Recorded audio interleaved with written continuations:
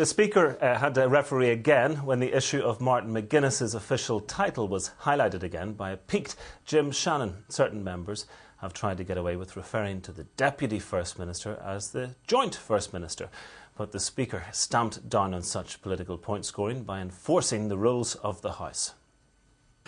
Point of order, Mr. Shannon. Speaker, when it comes to addressing the Deputy First Minister, can the Speaker make a ruling in relation to some of the terminology that's been used today? It's been referred as Joint First Minister, as First Minister, and quite clearly the position is Deputy First Minister, as the First Minister is over here.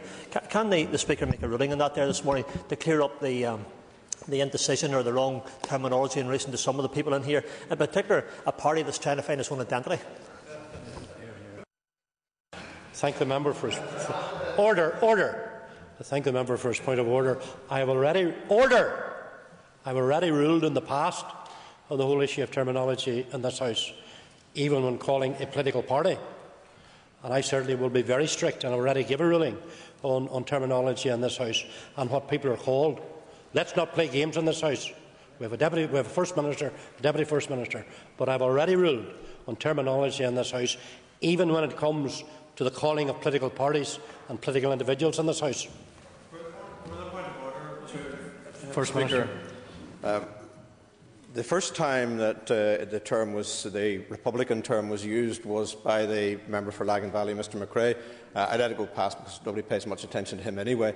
But it was then later made by a Deputy Speaker, and that is a most serious issue with someone who at least should know, though one sometimes might doubt it, who should know what the position is, that he is prepared to make those kind of remarks, is a matter that your office, I think, should be looking at. Order. What I've said, and I will repeat it again, and I do know that members and some members of this House play games with terminology, but members know exactly what my rulings are in the whole issue of terminology in this House. Absolutely clear. And there should be no grey areas on it. And if members feel there's a grey area on it, please come and talk to me outside the chamber. Mr McRae, point of order. Mr Speaker, I will indeed come to speak to you, but the issue is, given that it's a joint office, would it be... Order. You know, once again, the member is almost challenging the authority of the chair. That's where you're going. I've made my ruling. Let's have terminology in this House correct. And the member knows exactly what I am actually saying when I say that. Absolutely clear. And I've made a number of rulings, even when I've said earlier, when it comes to the calling of political parties. When some members want to add some names onto a political party, who they know very clearly is incorrect. So let's be absolutely clear on the issue. Well, they were absolutely clear after that, but the Speaker was again called on to flex his muscles when Ulster Unionist David McNary was accused of using unparliamentary language when referring to the DUP's Simon Hamilton. It was the continuation of a clash both MLAs started in this very studio yesterday.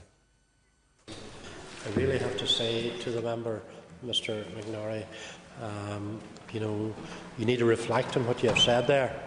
And reflect very much on what you have said. In fact, I would go further. I would ask you to withdraw the remark to this House. Mr Speaker, just to clarify the reasoning why I'm doing that, it's very much unparliamentary to accuse another member of telling lies. Mr Speaker, I believe that the honourable member did so. Now, let's be absolutely clear.